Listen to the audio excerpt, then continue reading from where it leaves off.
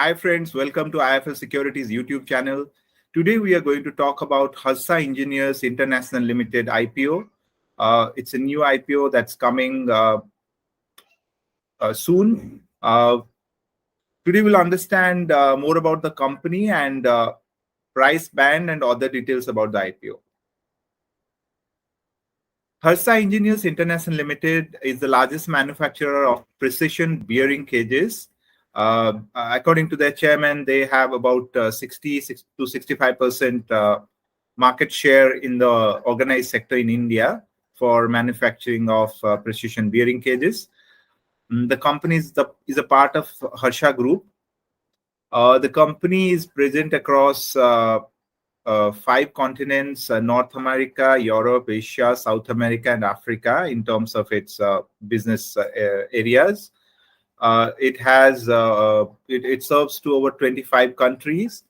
The company has 2 businesses. One is engineering business, which manufactures bearing cages in brass, steel, and polyamide materials. And also produces complex and specialized precision stamped components, welded assemblies, and brass castings and cages, and bronze bushings. Apparently, the bronze bushings business is doing really well. It's a new addition and it's adding to the revenue, as per the chairman. Its other business is solar EPC business, under which the company provides complete comprehensive turnkey solution to solar photovoltaic requirements and provides operations and maintenance services in solar sector. It has got 5 manufacturing facilities. 2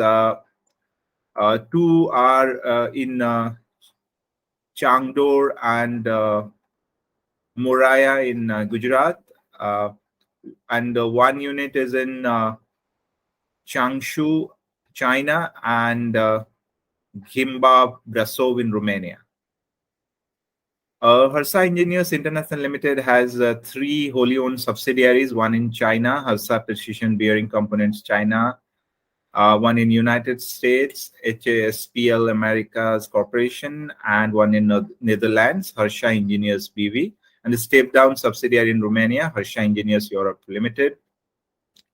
While they have plants in India, China, and Romania, they have over 25 warehouses across the world to ensure that their products are available to the customers.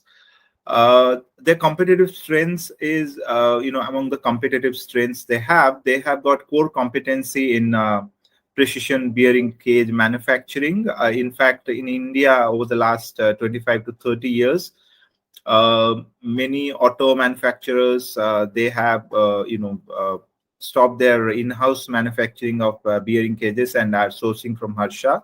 And they're expecting the same to happen in global markets. And they're also building their presence in Japan, which is, which could be one of the game changers for the company. The company has a comprehensive solution for diversified suites of precision engineering products across geographies. It has other strength would be their long-standing relationship with leading clientele, their strategic location. They've already built their business in Europe, China, and have warehouses across the world. Their expertise, the founders are engineers and have been doing this business for a very long time, and they understand the tooling, design, development, and automation very well. And also they have consistent track record of growth and financial performance. If you look at the last 2 years, it has been really they have done really well. As on March 31st, 2022, they had total assets worth 1,158 crores and total revenue of, if you still look at financial year 2022, which ended in March 31st, they had a revenue of 1,339 crores and profit after tax of 91.94 crores. The company's net worth is about 527.9 crore. Now let's talk about the objective of fundraising. The company plans to use the net proceeds for prepayment or scheduled repayment of a portion of existing borrowings available by the company. and fund capital expenditure requirements towards purchase of machinery to fund further growth, and also for general corporate purposes. Now let us go to the details about the IPO. Harsha Engineers IPO opens on September 14, 2022, and will remain open until September 16, 2022. The IPO face value is rupees 10 per share. The pricing has been kept at rupees 314 to 330 per share, and each lot size is of 45 shares. The issue size is 755 crores, of which 455 crore is fresh issue, and 300 crore is offer for sale.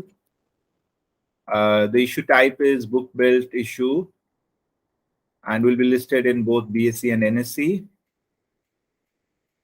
Retail shares offered is about not less than 35% of net offer. And so that is it. We have also interviewed the chairman of Harsha Engineers, Mr. Rajendra Shah, which you will listen in the second part.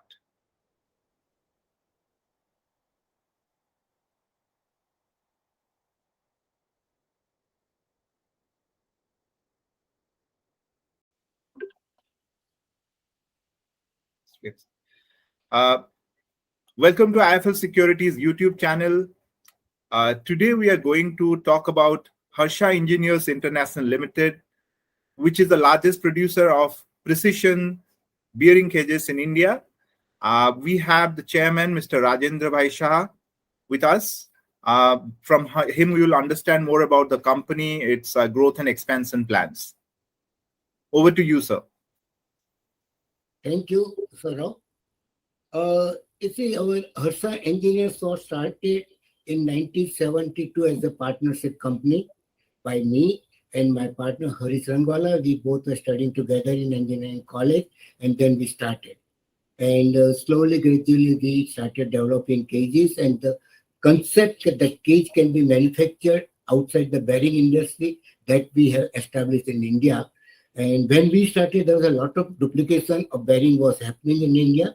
So bearing manufacturers were making cages themselves only. We convinced them that you can buy from us and you can rest assured that nothing will go to the other market. And slowly, gradually, we gained that confidence. And around 82 to 92 journey, 10 years journey, most of the bearing manufacturers have closed down their cage manufacturing facility and they started buying from us. Meantime, as we are supplying to all our international customers over here, SKF, Schaeffler, Timken, they also took us internationally also. And that way our export business also started. And as on today, we have 2 units in Ahmedabad, 1 unit in China and 1 unit in Romania. And we are making more than 7,500 varieties of cages. And the size ranges from 20 millimeter to 2000 mm diameter. And that also in 3 material, brass, steel and polyamide. So that way we are one-stop for all our customers. We can give them any of their requirement. So with that, we are getting very good share in the bearing market. So what kind of share will you have for precision bearing cages in India? In India, we have more than 60% share. In certain areas, we have 100% share also, but we have very good share in India. In global market, we have around 6.25% market share.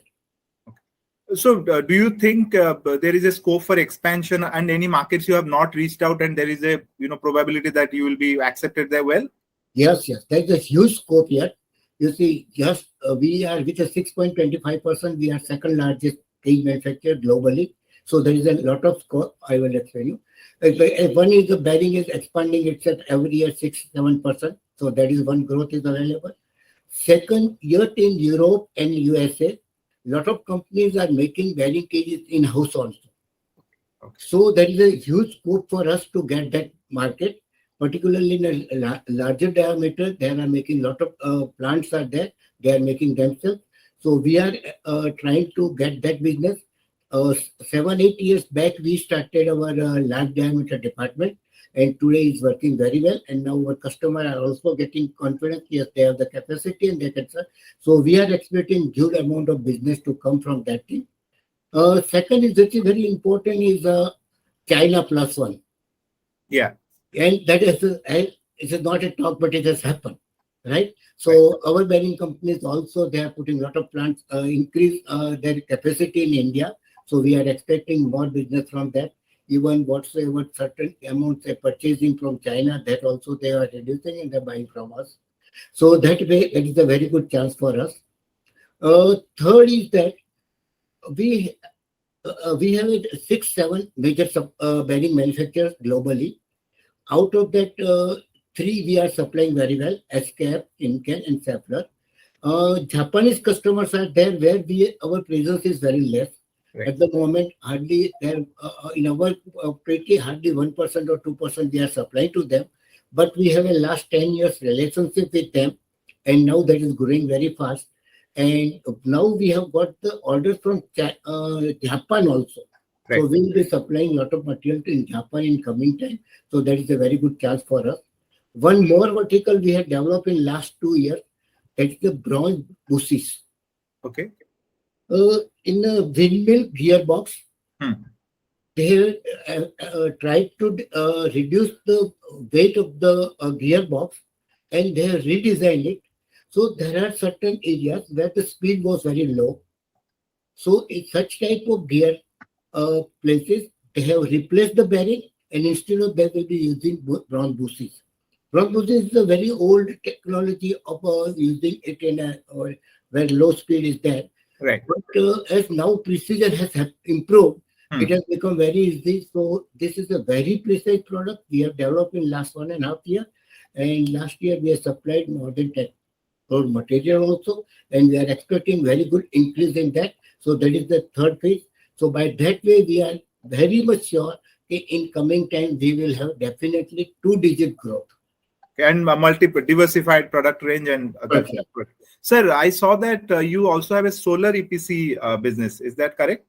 Yes, solar EPC, we developed it as a different vertical earlier, but then due to certain reasons, we have stopped, closed it, and we have emerged into this business.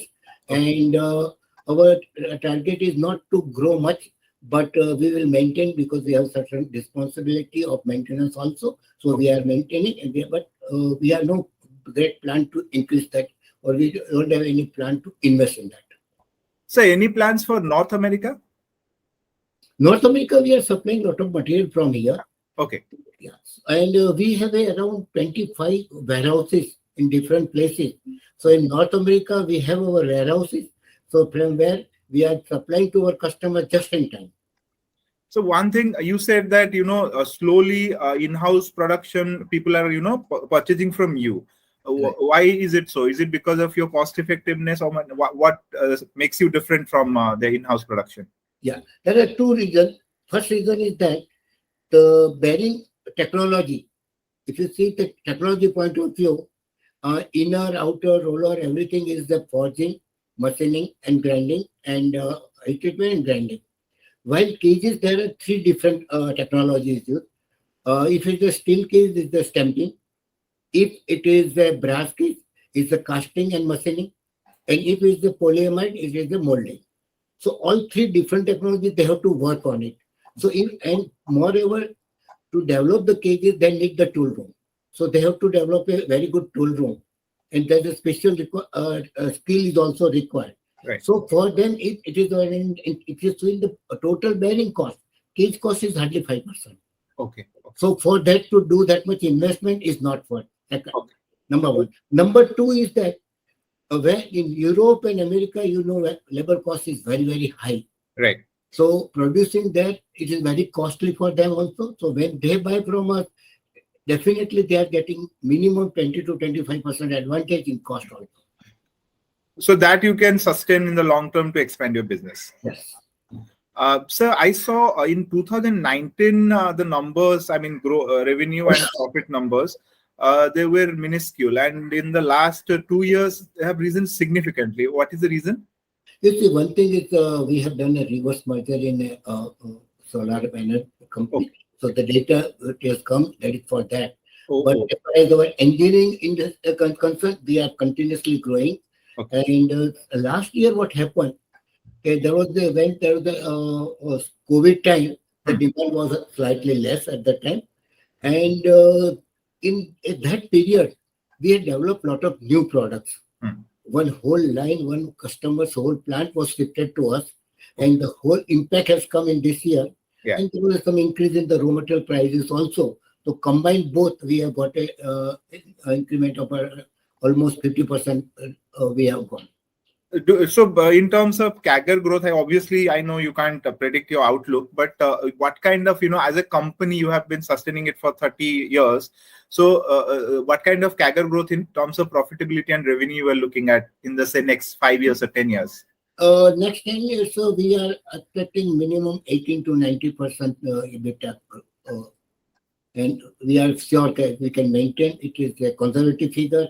Right. Perform better, we can do better also.